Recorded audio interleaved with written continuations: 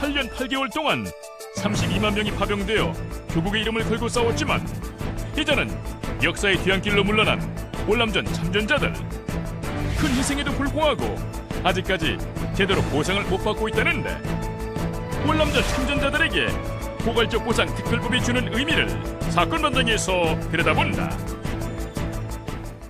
자, 오늘은 월남전 얘기를 좀 해보겠습니다. 그전에 지난주 금요일 국회에서 있었던 월남전 참전자 포괄적 보상 특별법에 대한 공청회가 있었는데요. 그 모습부터 보고 오겠습니다. 전투수당이라는 것은 파병수당하고 달리 여러분께서 외국에 그냥 가신 게 아니라 월남전에서 전투를 하셨기 때문에 당연히 별도로 받아야 하는데도 불구하고 그 당시에 입법적 미비와 여러 가지 국내외 사정으로 인해서 못 받으셨던 겁니다. 받을 것을 못 받았다라는 것에 대해서 최소한 국가가 인정을 해줘야 된다. 여기 계신 여러분께서 우리나라를 이만큼 이끌어오신 데에 대해서 엄청난 기여를 하신 것에 대해서 우리 대한민국 국민 모두가 감사하다는 것을 반드시 이 법으로서 표현해야 한다. 이렇게 생각합니다. 네, 공청회 자리에서 이제 이현주 의원의 이제 발언을 들어봤는데 이 자리가 뭐였냐면 월남전 참전자 포괄적 보상 특별법 제정을 위한 공청회였어요. 네. 이 자리가 만들어진 이유가 뭐였나요? 이유가 있습니다. 지금 월남전은요, 65년부터 우리나라 국군의 파병이 시작돼서 73년에 월맹이 패망하면서 끝나게 되죠. 이 적화 통일이 되죠. 이 베트남이. 그리고 이제 우리 군은 철수했는데 8년 동안 32만여 명이 파병이 됐습니다. 이 중에 5천 명이 넘게 전사를 했고요.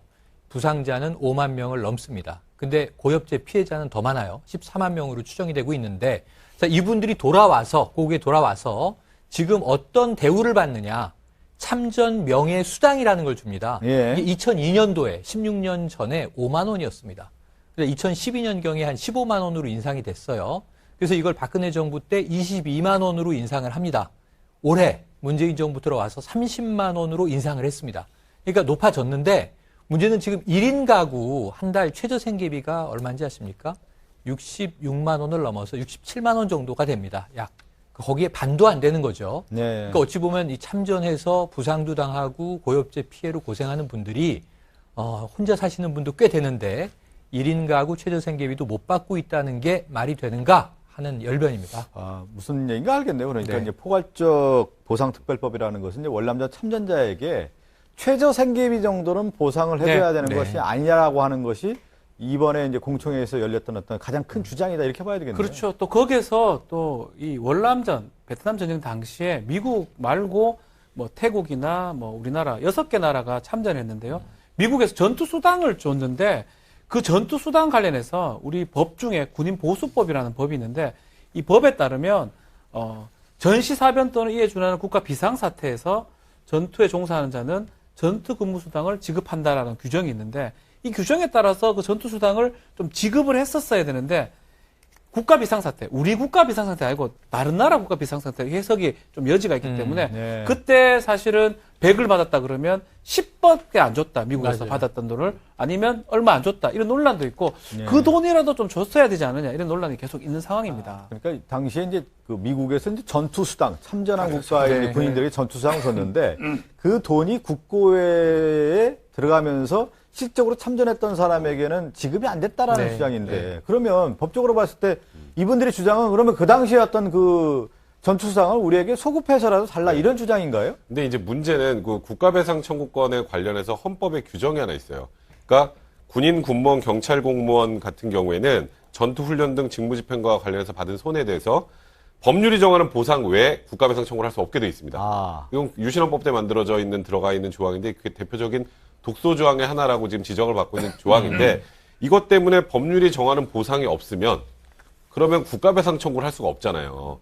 국가배상 청구를 할 수 있는 길 자체를 막아놨기 때문에 지금 현 시점에서는 이 월남전에 파병되셨던 분들에 대해서 그러니까 국가에서 법을 만들어서 돈을 지급하는 것 외에는 법이 없으면 추가적으로 뭔가를 청구할 방법이 없는 겁니다. 그러다 보니까 이에 관련해서 이제 월남전 참전자에 대한 보상의 포괄적 보상에 관한 특별법을 만들어서 그래서 이제 그걸 기초로 지급을 해야 된다라는 그런 주장이 나오고 있는 상황입니다. 그런 내용이 이제 유신 때 만들었던 조항이라고 얘기를 했는데 경찰이나 군인은 국가를 위해서 당연히 일을 하는 거지. 뭐 국가를 대상으로 내가 피해가 됐다고 해서 배상이라든가 어떤 보상을 받아야 될 대상은 아니다. 이렇게 그러니까 이제 쉽게 말해서 갔다라는 건데. 전투나 예. 이런 훈련 과정에서 뭐 생명을 잃거나 혹은 다치거나 해도 법에서 정해서 보상을 해주면 해주는 거 국가의 배상 청구는 못한다. 그런 이런 헌법 내용이네요. 조항이 있어서 이제 문제가 그러다 되는 보니까 이제 월남전 그 참전회에서는 포괄적 보상 특별법을 추진하고 있다고 봐야 되겠네요. 네, 추진하고 있고 사실 이거는 좀 어느 정도 진정이 돼야 되지 않을까 하는 생각이 들어요. 이미 이제 그분들이 연세가 너무 많이 이제 되셨기 때문에 여러 가지로 뭐 그동안 살아오신 삶이 상당히 어떻게 보상이 될까만은 일단 포괄적 보상에 관한 특별법이 만약에 통과가 된다면 국민기초생활보장법에 따른 2인 가구 최저생계비의 100분의 80 이상의 범위에서 지급하도록 바뀝니다.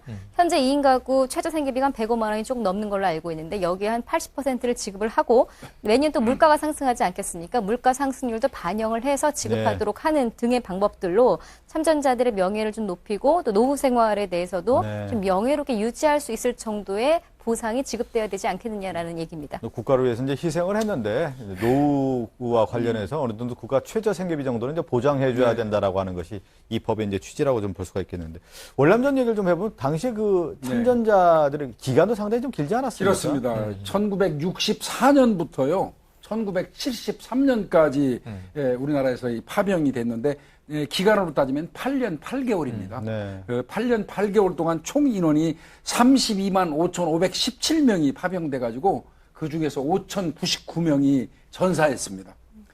그래서 그런 그 사례가 있고요. 사실상 그 전쟁이 종료된 이후에도 10만 명이 넘는 그 전쟁 참가자들이 고엽제 후유증하고 고엽자 전후에 뭐 이런 거 있지 않습니까? 예, 예. 고엽제 후유증 그다음에 이제 그 전쟁에 기인한 어떤 다른 질병 거기에다가 전쟁을 치르고 나서 이제 겪는 이 PTSD라고 그러죠. 이른바 그 외상성 스트레스 증후군 같은 거 이런 그 어떤 그 부작용을 겪고 있고요. 무엇보다도 이 군인으로서 국가의 어떤 그 명령을 받고 전쟁터에 나가서 목숨을 걸고 가서 전쟁을 했는데 일부 좀 그릇된 시각이 작용한 건 사실입니다. 네. 뭐라고 얘기했냐면 월남전에 나간 사람들 돈 벌러 갔다는 식으로 이렇게 일부에서 보는 시각도 없지 않아 있었어요. 아마 이게 월남전에 갔던 그 파병 용사들한테 가장 어떻게 보면 고통스러운 일 중에 하나이기도 했을 겁니다. 그래서 뭐 그렇고요. 자부지간 그 당시에 우리가 미국으로부터 받은 게 국군 현대화 자금 15억 달러 정도 되거든요. 64년도 당시에. 근데 그 64년도 당시에 우리나라의 형편을 보면요.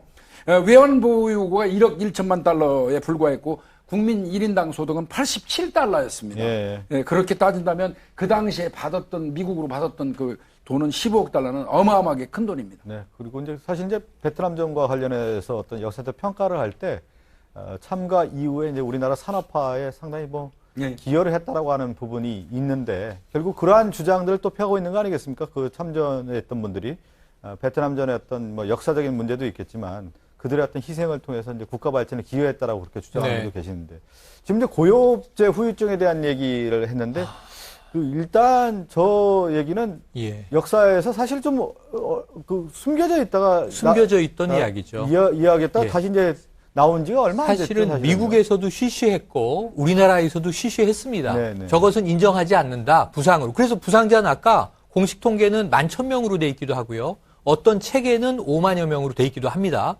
그런데 고엽제 희생자는 32만 명 파병인데 14만 명으로 인정이 돼요. 네. 절반 가까이가. 아까 헬기에서 보시면 지금 막 물질을 뿌리잖아요.